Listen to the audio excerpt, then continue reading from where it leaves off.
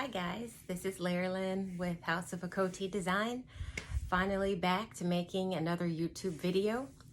It has been about 6 weeks, I think it's closer to about 7 weeks since I've lost my only sibling, Latrice Narcisse Cobb, my baby sis, 41 years old, very unexpected.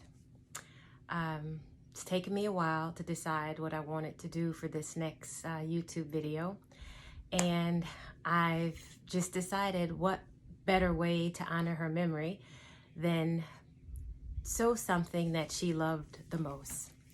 So what I'm doing today is actually reading pillows for her two boys, Zakai and Zacchaeus. So this is supposed to be a surprise. So hopefully these two aren't watching this video at this moment, or hopefully for the next 2 weeks until I can see them to give it to them. So what you need for this project is basically the first portion that the embroidery will be, done on, which I've chosen this cotton flannel here. It's going to be used as a pocket in front of the reading pillow. And inside of that pocket, they'll be able to put the favorite book that I will be providing, of course, to stimulate reading at bedtime. And I've already cut out my 18 by 18 inch square for the front and the back portion of the pillows. You will also need your embroidery hoop, which I have here, and the 505 spray that I use to adhere the fabric to this portion. Okay, so if you keep watching with me, what we'll do next is to actually take the 505 spray, and I'll just go ahead and touch that up again, and then you'll place your fabric in the center of this hoop. Okay. And then you'll just kind of secure it by pressing all the corners down and make sure it's nice and smooth. Okay. Once that's done, you're going to use your embroidery frame holder to insert this portion into the machine. Okay. So follow me to my Brother PRS 100 embroidery machine. Okay. So we're going to take these two portions here, and it's going to slide right to the back of the hoop. I'm going to loosen up the little black screws that you see underneath here. Make sure you can see them. In the back where my hands are, those, and the hoop slides right into there. Okay? All right, so let's tighten that up here.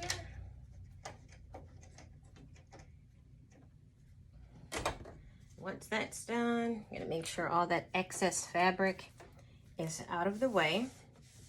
Okay, so if you watch my screen, I actually have my flash drive inserted with what I'm going to embroider within that field. The actual width of the letters, it's 2 and 0.14 inches, and the length is 7.15 inches.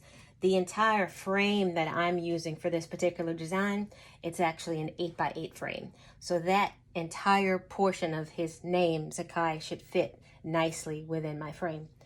So if I'm okay with the size and the position, make sure that, of course, you've got your thread. So I've chosen this color orange to try to complement the orange plaid that you see on the chosen fabric. So the next thing we're going to do is hit embroidery on the screen, if you can see there. Okay, we're going to test the machine and test the stitch to make sure it's in the correct place. So if you see on my fabric, there's a little red laser mark. It's kind of hard, but if you follow my pencil, it's about right here. This is typically where the letters will start. So I'm thinking I'm going to move it down just a little bit more, so it's a little bit more centered. Okay, so now to check the position, typically all you really have to do at this point is to test it out.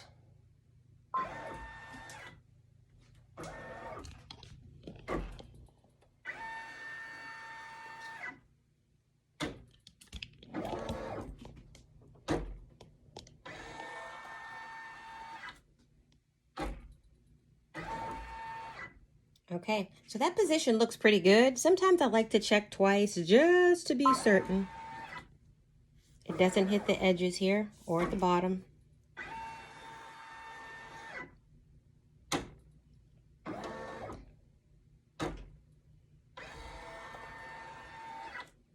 And it should go back to center. Okay, I think I like that placement. I think I'm good with that. So once you're good with it, you want to unlock the machine and you want to start your stitch out.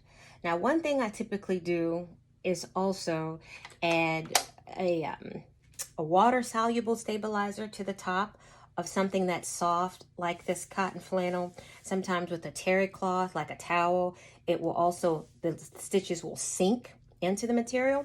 So let me grab that first and I'll show you what I'm speaking of. Okay, what I use, you can use any brand, but Solvy's fine. It's just a water soluble. And what you do is you just take a piece that's wide enough to cover your stitch out. So if mine is about an 8x8, typically I'll cut a sheet about that size. It's just a clear water soluble stabilizer that you can place on top of your fabric. And if you want, you can also use a couple of pins on the outside perimeter. Make sure it's away from where you're stitching, because that would be disastrous to go through all of that and to have it hit a pin. But you can also just hold the corners of the fabric with a pin if you should so choose to. I probably should have done that before. I think I'll try that corner and maybe just try this corner over here. Make sure that's gonna hold well there and not get in the way of anything. So once we're done with that, all right, we're going to hit unlock and it'll start our stitch out. Get you a closer look there.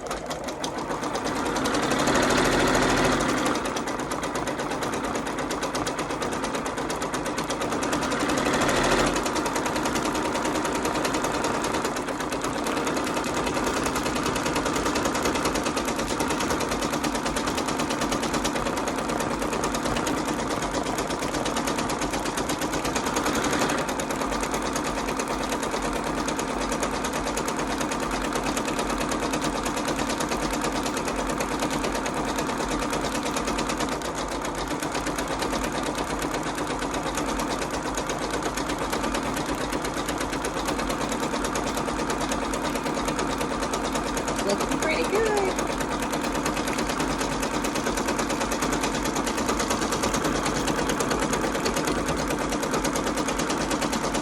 And you can see the total stitch out here on the screen.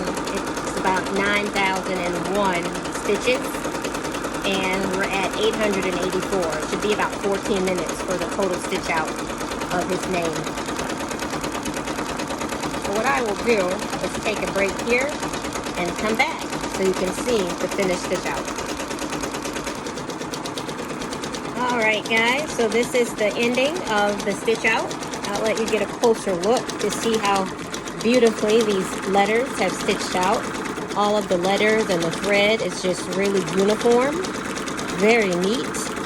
This little PRS 100 by Brother is a great job.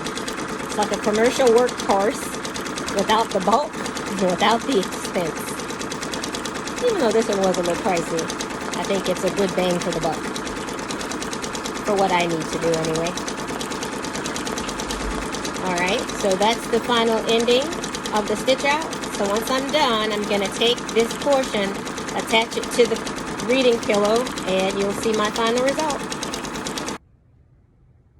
Okay, so on to round 2. Now I have the stitch out completed. As you can see here, I have the pocket sewn onto the front. And this, again, this is going to be, I'm calling it a reading pillow. So I've got the front part here. I'm going to sew the back portion to it, stitch around the edges, stuff it and fill it, slip stitch the top part close, and you'll see the finished product. Okay, so I'm back for the next part here. So watch the final stitch out. Here we have Zakai in front of our pocket of our reading pillow. I've stitched around the entire perimeter.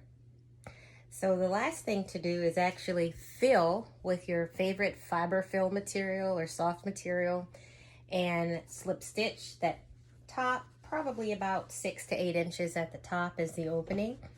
Give it a good press. If you choose to do a nice top stitch, you know, around it, you know, you could do that as well. You could do a nice top stitch around the front, but you can insert the contents here, and I will be back to show you the final product.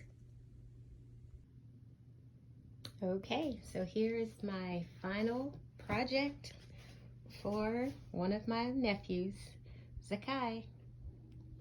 I have this reading pillow completed.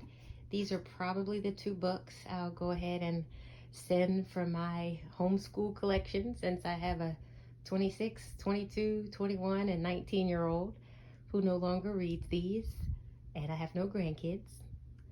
So hopefully he enjoys. I've decided to add a handle to the top, and that's a glimpse of the back.